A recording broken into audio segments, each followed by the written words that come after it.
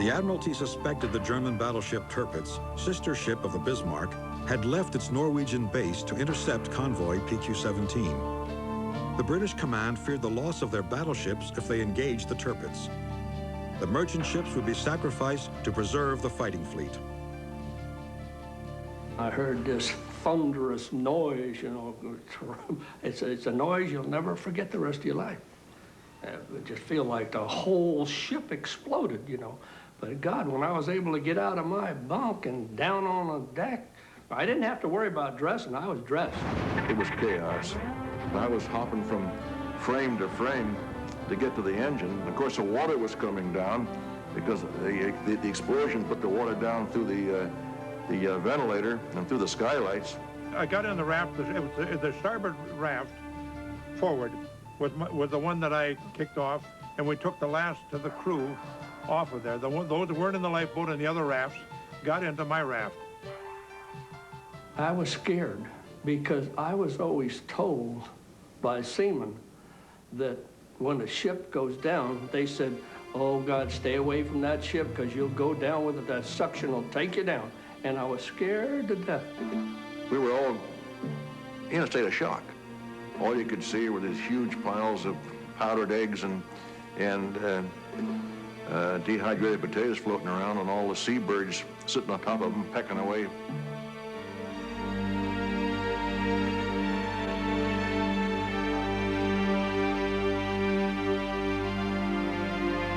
I didn't accept dying, but I felt from what I'd heard other fellows, and that freezing was easy way to go. And a lot of times, you know, that I would like to stay, you know, relaxed and just fall asleep and go. It's a mental adjustment.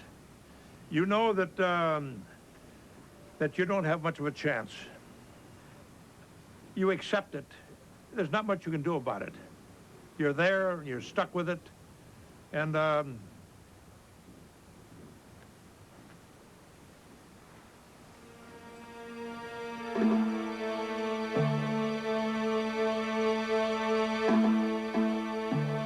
Sarge was more or less made himself in charge of the raft, and I was kind of glad because he was big and strong, and we needed someone that had a little authority on there, because if not, you wouldn't last long, you know, because if you lay around and do nothing, you're going to freeze to death, you know, and that's why so many of them had their legs cut off. After 13 days, the seamen from the Hanamu were spotted on their rafts by a British minesweeper. 33 merchant ships had been abandoned in convoy PQ-17. 22 were lost. The German battleship Tirpitz never engaged the convoy. With the merchant fleet left unprotected, Nazi aircraft and submarines simply hunted down ships and blew them up. The survivors from the Hanamu were taken to a hospital at a Russian submarine base where they were examined. Well, I asked the nurse, I said, what's that noise in the other room? She says, that's a saw. A saw, what are they sawing? She says, they're sawing bones, you know, somebody's arms or legs. She says, they're cutting in there. I says, cutting? I said, gee, don't they have no someone to put them? I said, they don't have nothing. They just had to cut quick. And then I got to thinking, I said, gee, God, I wonder if they're going to do that to if any of us if our leg, I kept looking at my legs every day to see they didn't turn black, you know, because they say once they turn black, that's there's no return. But you get them cut off. The surviving sailors were taken to the port of Archangel, southwest of Murmansk. There, a few miles from the Russian front, they waited for a ship to bring them back to Britain. Germans bombed daily. Food was rationed. The seamen housed in barracks had little to do but wait. We used to go aboard a ship and get a carton of cigarettes for 50 cents. And then we'd take it down in the black market and sell it for 1,000 rubles. Well, we could buy a magnum of vodka for 30 rubles. So for 50 cents, we used to get in 33 magnums of vodka. And we were lonesome, and we were in almost, wasn't quite a hostile territory, but it wasn't a friendly atmosphere. And we drank a little bit to kind of assuage our feelings and and to make ourselves feel a little bit better, kind of like dream world, you know, you kind of like to drift a little bit.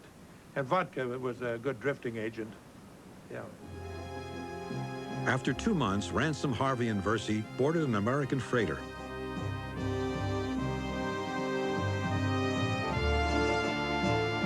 Getting out of Archangel and Murmansk was as dangerous as sailing there. This ship also was torpedoed. Torn in half, it sank within minutes. The seamen once again dropped the lifeboats into the frigid waters of the North Atlantic, but this time they were rescued quickly. In the autumn of 1942, the seamen made it home to America. They had beaten the odds by simply being alive. All three would ship out again, this time on different freighters, each man hoping to avoid death one more time.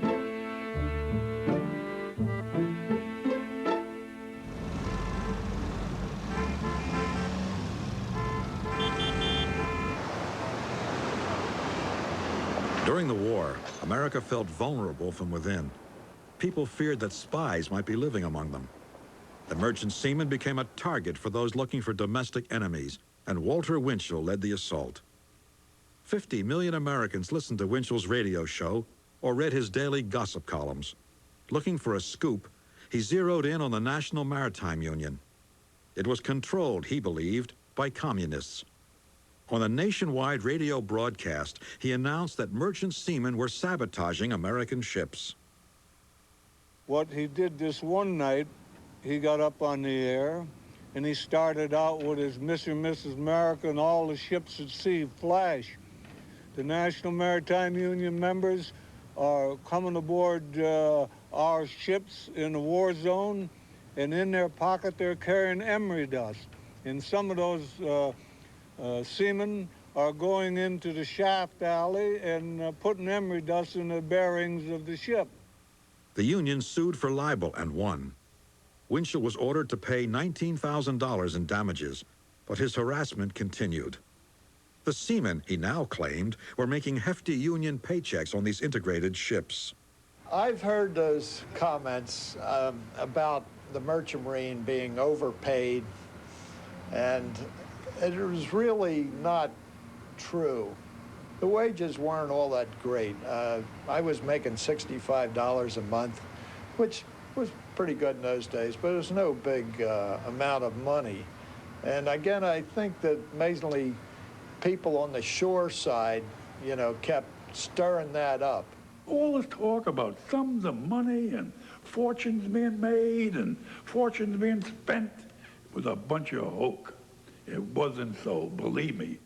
Ex-sports writer Westbrook Pegler joined Winchell in his public attack on the Merchant Marine. To Pegler, labor and communism were synonymous. In his nationally syndicated columns, he attacked the National Maritime Union with a fury. In the process, he called the seamen riffraff, draft-dodging bums. I was business agent of the union at that time, and we called a meeting in the shipping hall, and within about 45 minutes, we had over 3,000 members down. We circled the entire World Telegram building protesting Westbrook Pegler. We never were able to get rid of any of these people, but we slowed them down and put them in their place a little bit. Being called riffraff, draft dodgers, scum of the earth, and every other type of name, from Bowery bum down to ex-con and whatever. All of these people that were called these things were out there winning the war. So that these other of the Westbrook Pegler type who were denouncing us were sitting safely behind a typewriter. And we're fighting for their right to sit behind that typewriter and to call us all these names.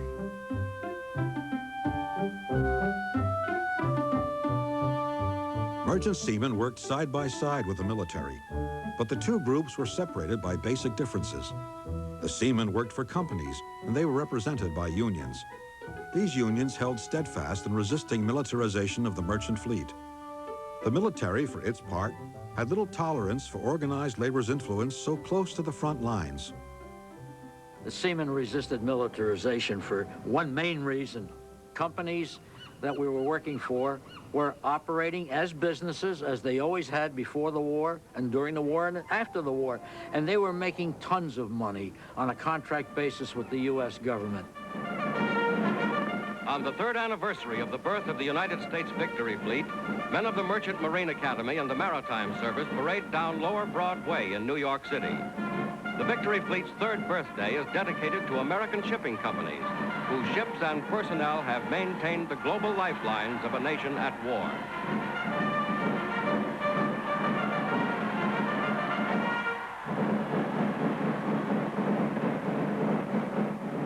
And as long as they were making this tremendous rate of profit, we thought it was quite reasonable that our union contracts stay in effect. The working conditions and the living conditions on the ship had been fought for so many years. I thought it was quite reasonable that that continue.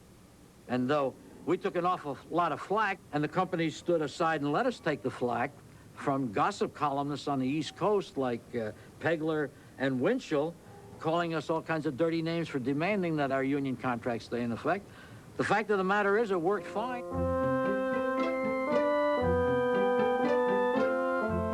The War Shipping Administration controlled all ocean-going ships leaving American ports. But the seamen on these ships, dispatched from Union hiring halls, remained civilian. Oilers, for liberty, I need 2 ABs for the ordinary seaman and an oiler. Once aboard, the unlicensed men were kept in tow by ship's delegates. We took care of our own. If there was a beef between a member of the unlicensed personnel and an engineer or a mate, we handled it. We handled it. That is the ship's delegate and the crew. If some guy was stepping out of line, we'd jump on him. Hey, this may be your last ship. We have a war to win, and we're not going to win it with you just straggling all over the place doing what you want to do. Now get your keister down here and do the right thing.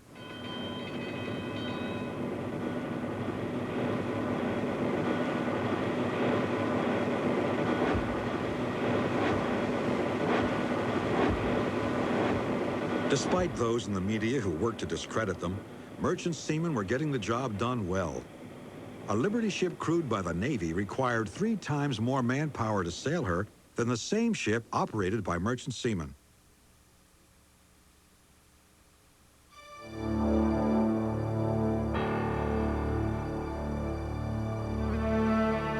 As more merchant ships were sunk and casualties grew, fewer men signed up. The Maritime Service made urgent appeals calling for any man with prior seafaring experience. Old sailors in their 70s, even in their 80s, shipped out. They shared their years of experience with young recruits who were now coming on board at age 16. My own father and mother didn't know what I was doing. They didn't know. They knew military, but they didn't know merchant marine. It was unknown to them. And when he went off to his death, and he didn't know what I did, he figured it was dangerous.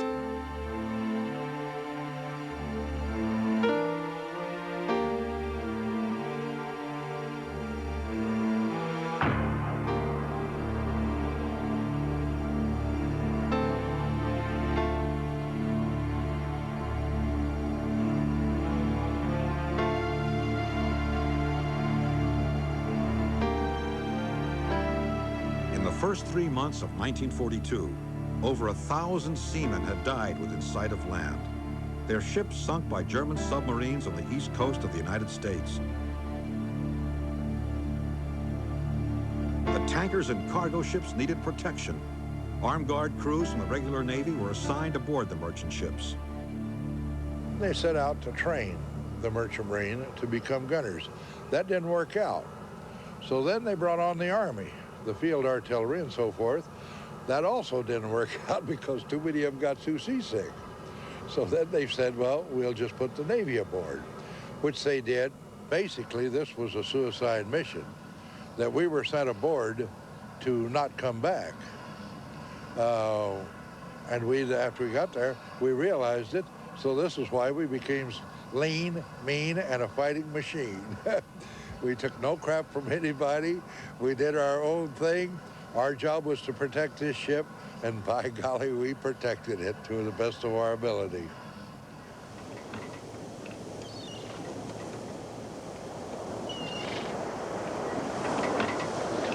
In the early months of the war, the ships could not be equipped fast enough with defensive weapons. Navy gunners coming on board the merchant ships would sometimes find a telephone pole decoy at the stern, painted to look like a 5-inch caliber gun. We drilled on it, we truncheoned it around, trained with it, first one thing like that, just like it was a regular gun. And if we thought there was a submarine in the area, we pointed it at them. That was our telephone pole armament. As attacks on the merchant ships increased, gunnery crews accompanied the vessels into war zones. The casualty rates among the gunners assigned to these ships were among the highest in the Navy.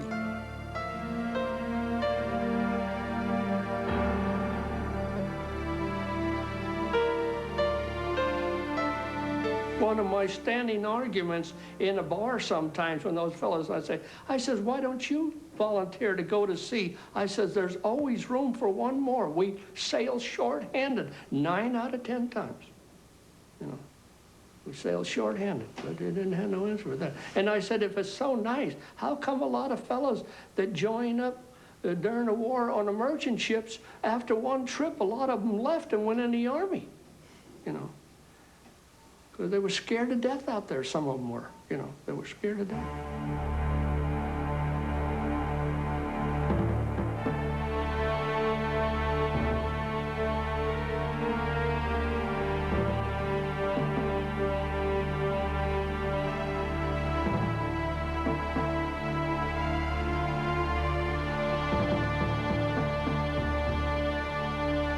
Bill Flurry, an 18-year-old from Oregon, signed on the Jean Nicolette, a Liberty ship carrying supplies to the Burma Road. I didn't want to be called a slacker or anything. I wanted to get in it anyway to do my duty. I mean, everybody was in a war effort. I was working in a shipyard's night in Portland and going to the school, the Merchant Marine Training School during the day. And then when I finished that way, then I shipped out. Crossing the equator with 100 men aboard, the Jean Nicolette was hit with a torpedo. The seamen quickly abandoned ship. Minutes after they climbed into lifeboats, a submarine surfaced. The seamen were ordered on board, while their lifeboats were destroyed. One by one, the seamen were ordered to run a gauntlet between lines of Japanese sailors wielding clubs and bayonets. At the end of the line, surviving seamen were thrown overboard. To their horror, sharks appeared. The submarine, hearing a plane in the distance, began to dive. The captured seamen on deck with their hands bound were thrown into the water. The sub proceeded down, and I was trying to get loose. I rolled my whole body to the left. In some way, I rolled off of something and I got released. I had my hands tied behind me still, and I was laying back, getting my nose up in the water and kicking and trying not to inhale water. And I was treading water that way for quite some time. Well, I heard screams all the time throughout the night.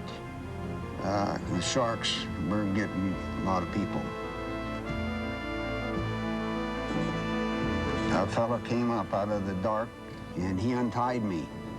I held this guy up when he had cramps, and we swam together through the night. And the sun came up, and the ship, the Jean Nicolette, was still burning, and we were still swimming towards it, and later, I could see it going down, you know. It went down bow first, and you could see the propeller, and it just went down. And it left me with a sense of loneliness, and way out there in the middle of the ocean with nothing in sight.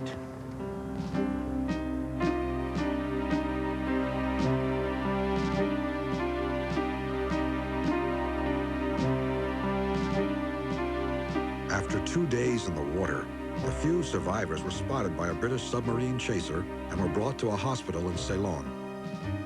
Bill Flory's physical injuries would heal, but the emotional pain lingered.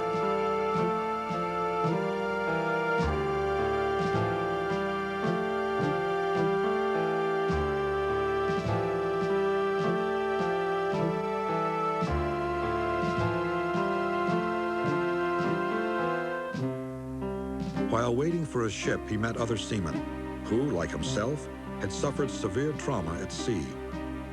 Some men's injuries were much more visible than Flory's. They had a club. They called it the Seamen's Club. Of course, it was open for any service personnel. I walked in there, and I couldn't believe it. There was a man sitting on a stool there. It looked like a skull sitting on his shoulders. That man looked so pitiful and ugly that you felt like you didn't even want to talk to him, and I forced myself to go up and sit down beside him. This man was an only survivor off of a tanker. And, you know, the gas and stuff burning on the water, and he was in the middle of this fire, swimming and splashing the flames away, and in the process, he was burnt. I mean, he didn't have any ears. His nose was burnt right down to the base. Some of his lips were gone, and his eyes looked terrible. The most dangerous job in a merchant marine is ammunition ships and your big tankers, loaded with all that inflammable fuel. Seamen who lived through disasters at sea suffered emotional trauma. By the end of the war, convalescent centers opened to treat convoy fatigue. But many sailors avoided seeking help, preferring to cope alone with the memories of explosions, sinking ships, and violent death.